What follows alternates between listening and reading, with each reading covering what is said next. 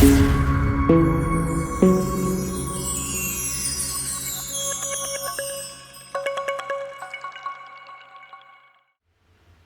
guys, and welcome back to HJW Gaming and a continuation of my Kings of Men server.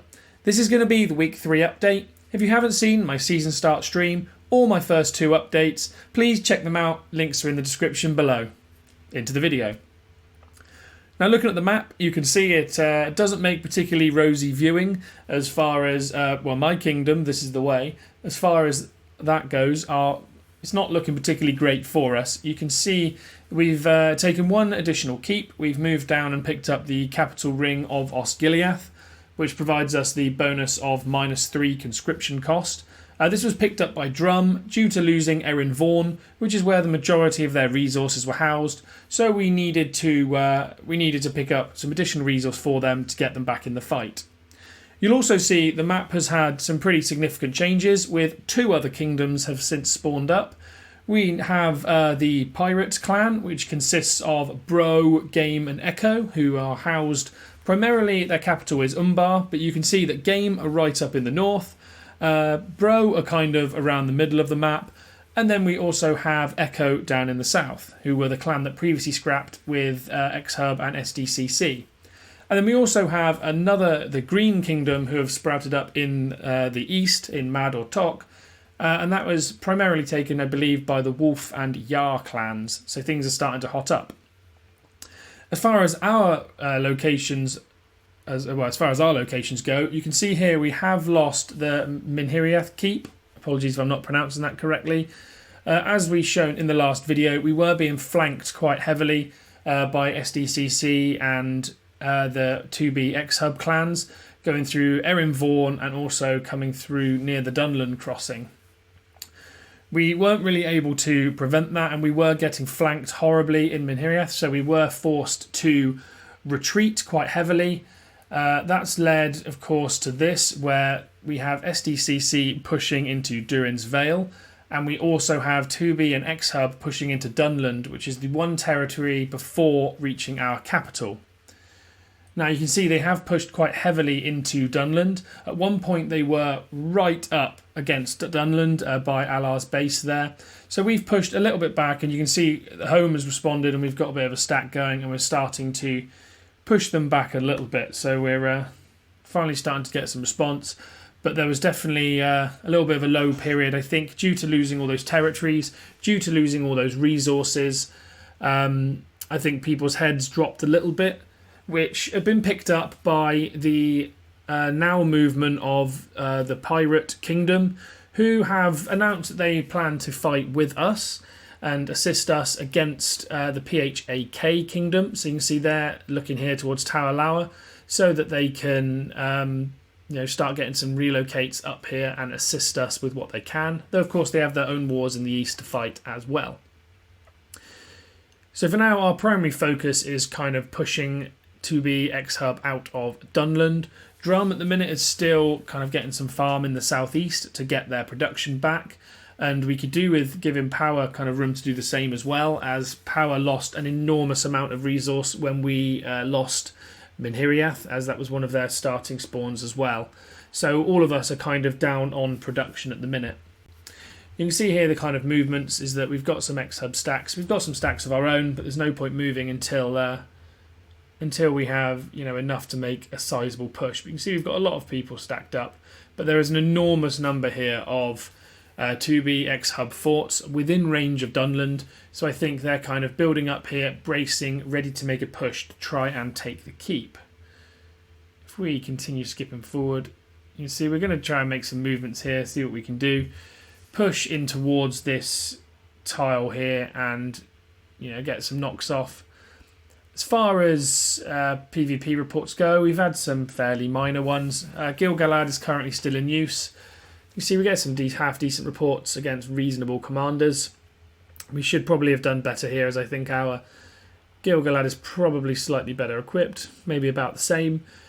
But yeah, these are on effigy tiles, which the opponent are using to stack on due to the hour-long protection, giving time for commander marches. But we do defeat this Gil-galad with our Gandalf the Grey. Elrond's been having a few hits. We got completely wiped here by an Isildur, which isn't really his best matchup, if I'm being honest, particularly with Dunedain, as of course the Dunedain and the Rangers will just annihilate my marksmen and sentinels, particularly when using a build using Isildur's unique. So let's just skip forward a little bit and we'll look to make a move on this 200 power tile here and see if we get a few more reports. So there's a few others pushing in with us. You can see there's a nice train of all the homies moving at once. So we've got 8 to 10 commanders we should comfortably see off this stack of 6.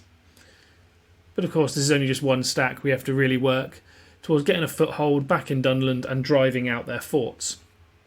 So reports, you see we get a good one on a Gandalf the Grey here, which our Elrond takes less losses, and those troops are fairly cheap to be fair as well. The Elven troops, it just uses up a lot of our hiring queue. And as everyone else storms in, we should take this fairly soon.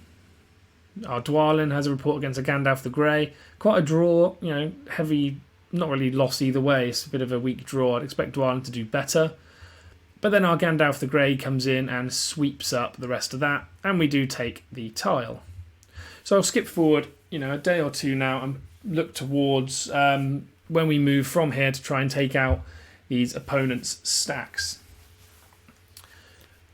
So here you have us. This is a day later. This is about day 17 or 18. You can see we've now moved up quite heavily. We did get pushed back even further. That stack we had previously did get wiped, and they pushed all the way up to here, as I said, right by Alar's base again, so right on the border of Dunland, which is of course only here, or the Dunfermline keep. So we've started stacking and moving, and we have cleared, and we are clearing that huge 2B X-Hub fort stack, which is taking a little bit of time, of course, as there's a lot of armies in there, and it's a lot of siege requirement. But we've successfully driven them away, so taking a little bit of the pressure off of Dunland. So at the minute we haven't lost it as of yet. The opponents, however, are still also moving through Erin Vaughan and Minhiriath to try and get, continuing the strategies they've used previously to try and flank us. And SDCC have pushed, as we expected, into Durin's Vale. So we've lost quite a lot of our starting resource, and they're now building up around Moria. So it's likely that they're going to take the Moria Keep, which, unfortunately is a blow. We should have captured it way earlier in the season, but we were struggling to spare the people and resource when we're in such a heavy war and just about clinging on. You can see they are also building up at several Durin's Vale crossings, and also there's a couple of pins around the Enedwaith crossing as well, which they'll likely look to move into in future. If we scan downwards, you can see that Echo, the kingdom we were looking to support us, has started having war with the Green Kingdom, which is unfortunate as it is limiting the amount of support they can provide up in the north, though they are still, if we scan up here, they are still helping. You can see there's their tiles here. So they are still providing, very useful utility, taking out enemy forts. If they take 1 or 2 enemy armies away, it's still a huge help. So we're very appreciative of everything that they're doing, and it looks like it's very needed at the minute as we continue to backtrack. As far as production and personal production wise, you can see we're absolutely not really anywhere near. We've lost a huge amount of resource losing those 2 areas, and as a result Home has fallen to 5th in the rankings. Drum is now 6th. They've grown quite a bit since farming down in the southeast around Osgiliath, and Power has fallen all the way down to 11th as they lost a lot of their primary resources and seem to be losing a few active players as well. Hopefully they can rebuild and come back. Of course, it is it's a long season, so there is good potential there. But you can see the top 3 as far as production goes are the 3 clans of the PHAK Kingdom. So we're probably going to need some support to get on, to get moving here. So if we continue to scan forward, you see we've had some good reports. Gandalf the Grey, now of course with Swan Knights, which do make quite a big difference as they allow me to run Reapers and Alchemists together to get some pretty good damage. Elrond's continuing to disappoint a little bit. We are badly lacking a tactical mark Dragon Tooth. Both the Dragon Tooths I've picked up, neither has had tactical mark, unfortunately, and our opponent runs a heavy amount of tactical mark. You can see when he does hit something other than a Gil-galad, he does do extreme damage, as you can see wiping that Elrond there. And mostly we're just hitting half-full commanders, as we're not hitting kind of alone, we're hitting, of course, with the rest of our team. So we're tending to catch, the second half of a commander a lot of the time. So we're getting some just keep scrolling through the reports really. We've hit a lot of commanders here. We had a good result against the Isildur, but got absolutely wiped against this very strong Eomer, which of course is utilised in the Shire Protectors, which are a very strong neutral unit, which they're utilising quite heavily. We did lose this here to this Dane, and then we didn't realise till after. I was wondering how on earth I lost it. It's a very good Dane owned by Inferno. However, we forgot to reskill our Dwalin and left it on the kind of farming skill build. So very, very poor result. We should have definitely won that. And Gil-galad again is continuing to disappoint due to the prevalence of pursuit in their area. But overall in this area we're making good progress. We're wiping out a lot of their forts and moving up. We just have to keep an eye on those flank routes in Anedwaith and also in the kind of northeast of our area from SDCC, because I imagine once they take Moria, they will then look to continue pushing into, towards us. You can see how they're all stacking up. Everyone's stacked up around here. We've got a lot up here as well. So everyone's kind of preparing for a push into Dunland. And with that, that's everything I have to offer. I really hope you've enjoyed this video. If you have, click the subscribe button and also consider hitting the like button as well. And I really hope to see you on the next one.